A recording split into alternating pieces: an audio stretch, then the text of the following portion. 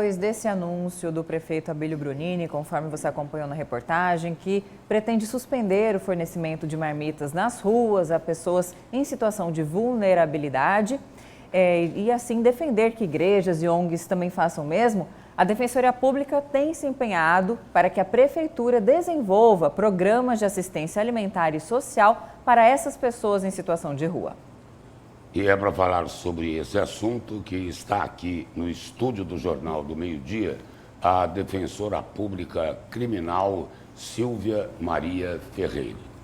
Boa tarde, defensora, e seja bem-vinda aqui ao Jornal do Meio-Dia. É um prazer estar aqui com vocês. Defensora, um vídeo do prefeito Abílio Brunini foi repostado numa rede social pelo padre Júlio Lancelotti, que é ligado à Arquidiocese lá de São Paulo, e o padre é visto assim como um anjo da guarda para os moradores de rua. Só que na postagem desse vídeo a legenda era a seguinte: triste compreensão da realidade. Qual é a opinião da senhora? A Defensoria Pública há muito tempo vem acompanhando essas pessoas em situação de rua. Há 10 anos atrás, eu me recordo que eu estava atuando nessa área de direitos coletivos e nós já tínhamos essa preocupação e nós sempre, enquanto Defensoria Pública, estivemos perto dessa necessidade, dessa vulnerabilidade. Na sexta-feira, ao saber da notícia, nós já encaminhamos, foi protocolado 2 ofícios. Um com relação à suspensão desses alimentos e quais são as medidas tomadas para acolher essa população, já que nós não podemos mais ter a condição de pessoas procurando comida no lixo, né? Como nós víamos e temos visto por vezes onde não tem o fornecimento dos alimentos. Então, nós iremos acompanhar, como sempre fizemos, a Defensoria é parceira, a Defensoria é vigilante dessas pessoas, nessas condições. No ano passado, em outubro, nós fizemos, em parceria com o Tribunal de Justiça e vários outros setores, um atendimento em formato de mutirão que atenderam mais de 1.400 pessoas. Então, quando se tem essa triste noção de que a população de rua não tem interesse de sair das ruas, de fato, a gente entende que é uma falta mesmo de informação. A gente não quer falar dessa forma, mas as pessoas hoje estão na rua por vários motivos. A família não acolhe mais, ela tem situação de doença, nós temos 15% com problemas mentais, com problemas físicos, 80% são negros. Então é uma situação muito complexa, que envolve, além do acolhimento, que eu acredito que o primeiro passo é ter onde dormir, né?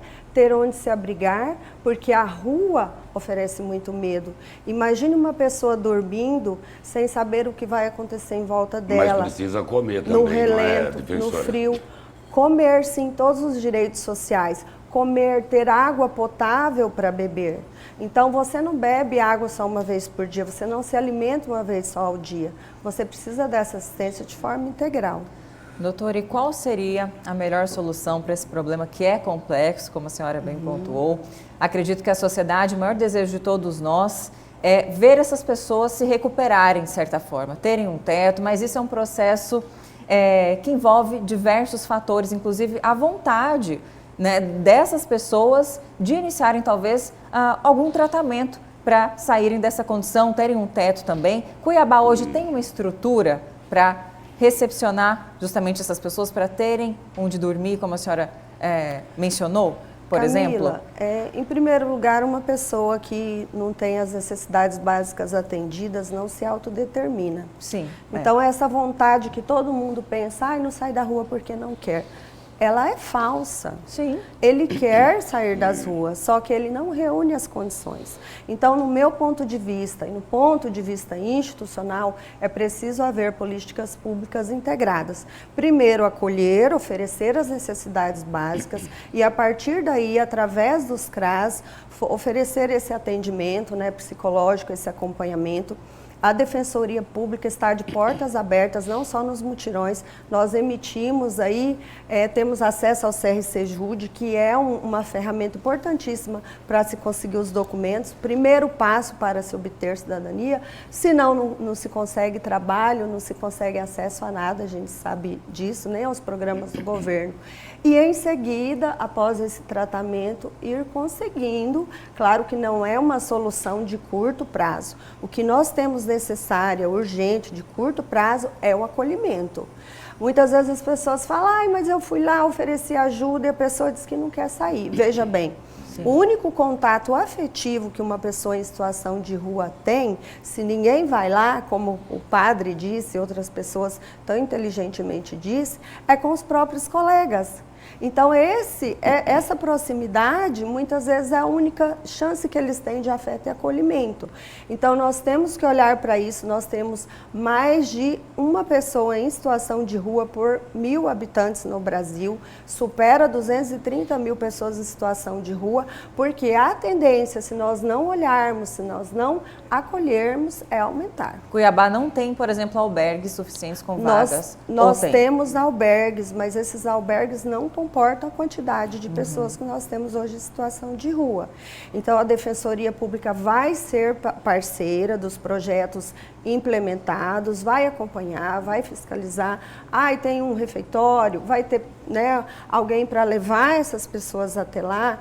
E outra coisa interessante que a gente verifica é iniciar uma implementação de abrigamento, de moradias mesmo para essas pessoas. Nada muito sofisticado, mas ao menos um teto para que elas possam iniciar novas famílias. Defensora, na opinião da senhora, não teria primeiro que existir uma estrutura de acolhimento, como a senhora diz, de atendimento, antes de se anunciar medidas restritivas, como, olha, não doem mais marmitas para os moradores em situação de rua. É isso? É por aí? Então, no meu ponto de vista, essa situação piora muito se ela não for planejada e organizada. Então, a Defensoria Pública oficiou, irá acompanhar, vai verificar qual é o projeto e programa de ação.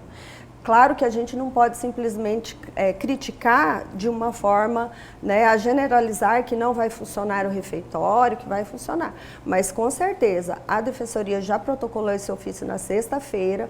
Se for cortada essa alimentação, a gente não quer as pessoas buscando alimentos nos lixos, nem. Claro que tem muitas que vão se solidarizar, como nós temos hoje, e prestam assistência, mas isso nós não vamos permitir.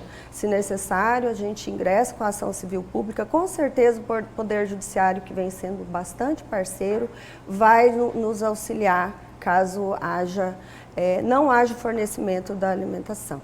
Não só alimentação, segurança, um lugar para eles habitarem, água limpa, o básico para a dignidade da pessoa humana. E só para voltarmos àquela questão anterior hoje, Cuiabá possui albergues. A senhora saberia dizer quantas vagas estão faltando para abrigar? Conforme a reportagem, essas pessoas de rua, existem cerca de 2.000 pessoas em situação de rua. Quase 2.000. Quase 2.000. E quantas vagas hoje existem? E a deficiência dessas vagas também? Nós solicitamos essas informações o ano passado, praticamente o ano inteiro. Inclusive a Defensoria Pública da União, nós não tivemos o retorno, inclusive nós temos uma minuta já de ação civil pública, que é um instrumento fiscalizatório a propor. Mas como houve a mudança de gestão e nós temos aí uma apresentação de programas, como foi dito pelo prefeito e pela secretária de Assistência Social, né, isso é público e notório, nós oficiamos, vamos aguardar a resposta e como os senhores dissem já, vocês disseram, o programa para a efetivação disso. Mas eu acredito que haverá um consenso de que, não necessitando aí de uma ação civil pública, de que não deverá ser suspenso a alimentação. Sim. É o mínimo que se pode oferecer. Agora, nesse momento, trabalhando em cima de hipóteses, defensora, se por acaso for interrompido o fornecimento de marmitas, o que é que cabe à Defensoria fazer? Então, nós não vamos esperar interromper. Nós oficiamos, esperamos o programa a ser apresentado e o início da efetivação. Um mês antes, 15 dias antes no máximo, se não tiver aí uma programação para se efetivar esses direitos, com certeza nós iremos propor ação civil pública. Defensora, obrigado pela presença e pelas Obrigada informações pela aqui do Jornal do oportunidade. Meio-Dia. Obrigada. Obrigada.